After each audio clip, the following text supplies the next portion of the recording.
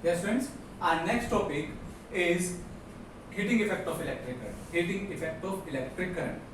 अच्छा, तुमने ये तो बहुत बार देखा होगा, अगर हम किसी वायर में से एक वायर है हमारे पास, उसको हमने क्या किया, एक बैटरी के साथ कनेक्ट किया,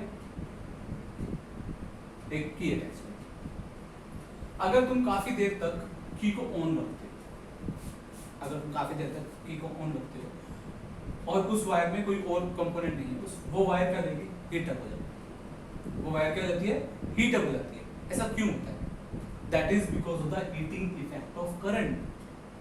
That is because of the heating effect of current. Even तुमने अपने घर में ही बहुत सारे अप्लायंसेस देखे होंगे जो कि किस पे बेस्ड होते हैं, heating effect of electric current. कैसे? जैसे तुमने अपने घर इलेक्ट्रिक गीजर देखा, electric iron, okay, electric toaster, घर का हीटर, ठीक है। तो ये सारे अप्लायंसेस किस पे वर्क करते हैं, heating effect of electric current पे बेस्ड है, ठीक है। तो अब क्वेश्चन ये उठता है कि हीटिंग इफेक्ट होता क्यों है, ठीक है।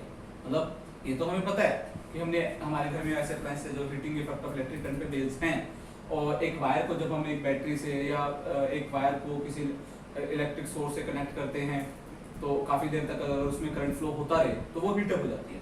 ये हमारी ऑब्जर्वेशन है, पर क्वेश्चन ये उठता है कि ऐसा होता क्यों है। ऐसा इसलिए होता है, देखो ये वायर है, हमने पहले भी समझा है कि इसमें क्या होते हैं, बहुत सारे आयंस होते हैं,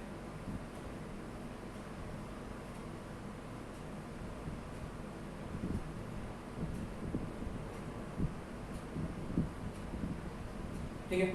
और जब हम इसको इलेक्ट्रिक सोर्स से कनेक्ट करते हैं तो क्या होता है, ये positive terminal negative terminal, positive terminal क्या करेगा, इलेक्ट्रॉन्स को रिपेल करेगा, और नेगेटिव टर्मिनल पॉजिटिव अट्रैक्ट करेगा, और नेगेटिव क्या करेगा, रिपेल करेगा। इलेक्ट्रॉन यहां से यहां मूव करना स्टार्ट करेंगे, ऐसे होगा।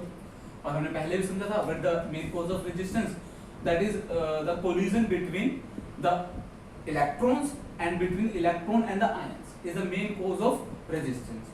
अब हीटिंग इफेक्ट क्यों होता है, देखो अब जब वो इलेक्ट्रॉन इन आयन से हिट करेगा, जब वो इलेक्ट्रॉन आयन से हिट करेगा तो क्या करेगा, अपनी एनर्जी लूज करेगा, अपनी एनर्जी लूज करेगा। उसकी वजह से जो आयन है उसमें वाइब्रेशंस तेज हो जाएगी, ओके।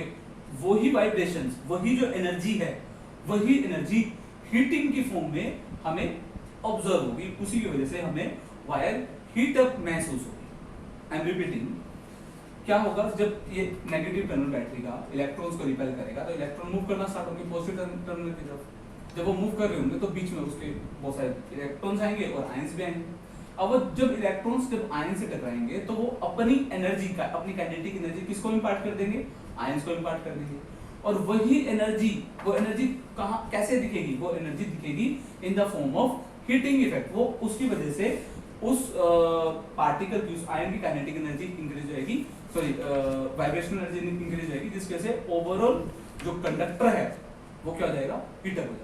इट मींस हमें यही, ये जो इसने वर्क डन किया, इलेक्ट्रॉन ने वर्क डन किया, वही वर्क डन किसकी फॉर्म में अपीयर होगा, हमें हीटिंग इफेक्ट की वजह तौर पे हमें क्या होगा, अपीयर। तो ये क्या है, main cause of heating effect of electric current. अब जूल ने क्या किया, तुम्हें पता है इलेक्ट्रिक एनर्जी की, या हम कहें एनर्जी की जो ऐसे यूनिट होती है वो जूल होती है। तो जूल ने इस पे सबसे ज्यादा वर्क किया, इस पूरे कंसेप्ट पर। और उसने क्या किया, एक्सपेरिमेंटली ऑब्जर्व किया कि जो हीटिंग इफेक्ट आ रहा है किसकी वजह से, एक करंट फ्लो होने की वजह से कंडक्टर में, तो किस किस फैक्टर पे डिपेंड करता है, ओके। तो उसने ऑब्जर्व किया जो हीटिंग इफेक्ट है वो डायरेक्टली प्रोपोर्शनल है किसके, करंट स्क्वायर के, करंट के अमाउंट। कैसे, देखो ध्यान से सुनना, अगर मैंने क्या किया, एक बड़ी बैटरी लगा दी, बड़ी बैटरी लगा दी तो करंट भी ज्यादा प्रोड्यूस होगा, करंट ज्यादा प्रोड्यूस होगा तो क्या होगा, इलेक्ट्रॉन्स की मूवमेंट बढ़ जाएगी, वो तेजी से मूव करने लगेंगे। जो तेजी से मूव करने लगेंगे, ऑफ कोर्स जब इलेक्ट्रॉन तेजी से मूव करेंगे तो कोलिजन्स भी बढ़ जाएंगे, इलेक्ट्रॉन के आयंस के साथ कोलिजन क्या होंगे, बढ़ जाएंगे। जब कोलिजन बढ़ेंगे तो क्या होगा, एनर्जी भी ज्यादा क्या होगी, डिसिपेट होगी, एनर्जी भी ज्यादा आयंस को मिलेगी, आयंस को ज्यादा एनर्जी मिलेगी तो हीटिंग इफेक्ट ज्यादा होगा। तो उसने ऑब्जर्व किया कि हीटिंग इफेक्ट किसके डायरेक्टली प्रोपोर्शनल है, आई स्क्वायर के, ओके। इसके अलावा इसके अलावा जो हीटिंग इफेक्ट है वो रेजिस्टेंस के भी डायरेक्टली प्रोपोर्शनल है। जब रेजिस्टेंस ज्यादा होगी तो भी क्या होंगे, कोलिजन्स ज्यादा होंगे, ठीक है ना। मान लो एक किसी भी कंडक्टर में आयंस ज्यादा है, उसकी कंस्ट्रक्शन ऐसी है कि उसकी उस कंडक्टर की रेजिस्टेंस ज्यादा है। रेजिस्टेंस ज्यादा होने की वजह से जब कोई भी करंट, जितना भी करंट फ्लो होगा, तो अगर उसकी रेजिस्टेंस ऑलरेडी ज्यादा है तो उसमें कोलिजन क्या होंगे, ज्यादा होंगे। अगर कोलिजन ज्यादा होंगे तो क्या होगा, हीटिंग इफेक्ट ज्यादा होगा। इट मींस जो हीटिंग इफेक्ट है वो किस पे डिपेंड करेगा, रेजिस्टेंस पर। एक कंडक्टर की रेजिस्टेंस, अगर रेजिस्टेंस ज्यादा हुई तो हीटिंग इफेक्ट भी ज्यादा होगा। Last thing is time. Of course अगर मैंने बहुत थोड़े टाइम के लिए करंट पास किया तो हीटिंग इफेक्ट क्या होगा, बहुत थोड़ा होगा, क्योंकि उसमें कोलिजन लिमिटेड होंगे। पर अगर करंट बहुत देर तक पास होता रहा तो कोलिजन उसके अकॉर्डिंग, टाइम के अकॉर्डिंग ज्यादा होंगे। अगर कोलिजन ज्यादा होंगे तो क्या होगा, हीटिंग इफेक्ट भी ज्यादा होगा। तो इट मींस जो हीटिंग इफेक्ट है वो किस एक और फैक्टर पे डिपेंड करता है, दैट इज टाइम। तो अगर हम इनको सबको कंबाइन कर दें तो H डायरेक्टली प्रोपोर्शनल हो जाएगा I स्क्वायर RT। और यहाँ पे अगर प्रोपोर्शनलिटी का साइन हटा के हम कांस्टेंट लगाए तो उस कांस्टेंट की वैल्यू क्या है, यहाँ पर 1। तो जो heating effect of electric current है उसका जो फॉर्मूला आता है हमारे पास हीट प्रोड्यूस का, that is I square R। It means किसी भी कंडक्टर में जो हीट प्रोड्यूस होगी वो 3 फैक्टर्स पे डिपेंड करेगी। First is current flowing in the conductor, second is resistance of the conductor, and last one is time in through which, या जितने टाइम के लिए कंडक्टर में करंट फ्लो हो वो टाइम। तो यहां से हमें क्लियर हो गया कि H क्या है, यानी heating effect of electric current का क्या फॉर्मूला है, I square RT। It means अगर मैं एक एग्जांपल से समझाऊं, अगर इस कंडक्टर में 5 एम्पीयर करंट फ्लो हो रहा है, इसकी जो रेजिस्टेंस है वो 100 ओम है, और हमने बैटरी को 5 मिनट्स के लिए ऑन रखा है, 5 मिनट्स।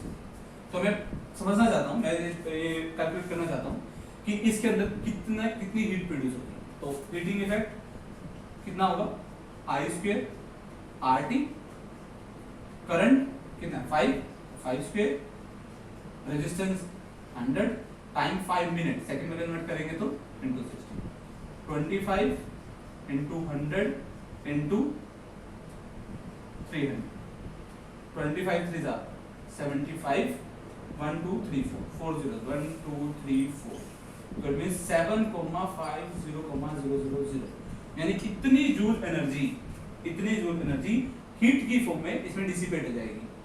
ओके, तो इस तरह से तुम क्या कर सकते हो, heating effect of electric current क्या कर सकते हो, फाइंड आउट कर सकते हो। और यहां से एक और चीज कहूंगा, देखो ये जो रिलेशन है इसी को हम क्या बोलते हैं, जूल्स हीटिंग लॉ। तो तुमसे जूल्स हीटिंग लॉ के बारे में कुछ पूछा जाए तो इसी रिलेशन को तुमने क्या करना है, एक्सप्लेन करना है। यही रिलेशन जूल्स लॉ या जूल्स हीटिंग लॉ को एक्सप्लेन करना है। चलिए, तो यहां से हमने समझा कि heating effect of electric current होता क्या है।